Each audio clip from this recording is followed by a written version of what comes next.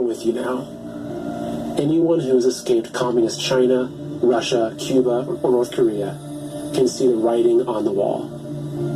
In 1963, the communist goals to overthrow the United States were entered into congressional record. They stated, capture one or both of the political parties, infiltrate the press, gain control of key positions in radio, TV, and motion pictures. After this election, it's pretty clear these goals have been achieved. And the more you look into it, the more you see that all roads lead to China, or more specifically, the Chinese Communist Party, the CCP. Guess who owns a massive chunk of Hollywood, including AMC theaters and legendary film studios? You got it, the CCP. Guess who pays millions of dollars to mainstream newspapers, including the Wall Street Journal and the New York Times, to publish their propaganda? The CCP. And guess who's given the Biden family billions of dollars? Yes, the CCP. Now do you see why Biden is the media's darling? On the contrary, who's been the biggest thorn in the CCP's side? Who stood up to their abusive trade policies and slapped them with billions of dollars in tariffs? Who dismantled their stranglehold on manufacturing and brought American factories and jobs back home? Who stopped the pillaging of U.S. intellectual property? Who put serious penalties in place for violating religious freedoms? And finally, who had the guts to call a spade and rightfully point a finger at the CCP for concealing a virus that has crippled our entire world? President Trump. Now do you understand why they hate him so much? They've been coming after America, coming after you and I for decades, and their plan was basically complete. That is, until President Trump got in their way. Right now, we're in a battle for our republic. The enemy is already inside the gates. Even those we thought we could trust have turned on us. They're not fighting with guns and bombs, no, but with words, ideas, and narratives. Because what they're fighting for are our minds. In 1956, communist leader Khrushchev said, "We will take America without firing a shot. We do not have to invade the U.S. We will destroy you from within." I hope you can see now that the invisible enemy is communism, and the most deadly virus is the Chinese Communist Party. It sneaks into a country through the vices of corrupt politicians, businessmen, and people with power and influence. It rips through cities and towns, bodies and minds, leaving no stone unturned, no soul untouched, and a trail of death and destruction in its wake.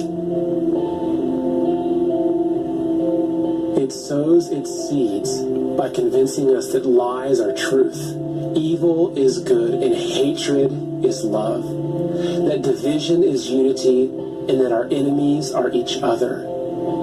Man versus woman, rich versus poor, black versus white, left versus right. It takes root when we feel helpless, afraid, and alone. It erases our history and slanders our forefathers, and teaches our children to hate themselves, their families, and their country. It ridicules our beliefs, undermines our values, and attacks our way of life. It even demands that we kneel down in shame. But we will not be ashamed. It can't pull the wool over our eyes anymore, because we know who we are. We fought to escape tyranny. We bled to end slavery. We revere the brave men who died to secure our freedom. We welcome people of all races and religions. We love our neighbors. We help the poor. We cherish our families. We work hard for what we have. We unite in times of hardship. We know good from evil and truth from lies. And we know that our rights don't come from the government, but from God. And we will fight to the death to protect those rights. The time ahead is critical. We, the people, need to call upon our president to defend us from enemies, foreign and domestic, and uphold his oath. For the time being, we still have free press and free speech at our fingertips. But if we don't grab hold of them now, we'll lose them forever. Independent, honest media companies like OAN, Newsmax, and the Epoch Times will guide us out of the darkness, while mainstream media will only drag us further down. It's time to stop giving them our money, our attention, and our minds. Unlike their Facebook pages, unsubscribe from their emails, unfollow them on Twitter, delete their apps, and stop visiting their websites. Support the countless patriots who've gone through hell and high water to get this information to you.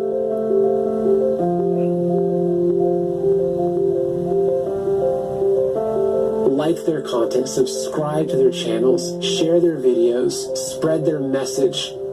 Stop using Google search. Google is censoring every result and robbing you of your right to know the facts. Start using DuckDuckGo and compare them. You'll be shocked. Get off Twitter and Facebook and switch to Parler. Join millions of patriots who have already turned their backs on these toxic companies who dare silence our voices. Join the millions of patriots who are standing up and rallying across the country, demanding justice and rejecting communism. Our enemies snuck in during the night and tried to use the media to lull us to sleep while they stole our country.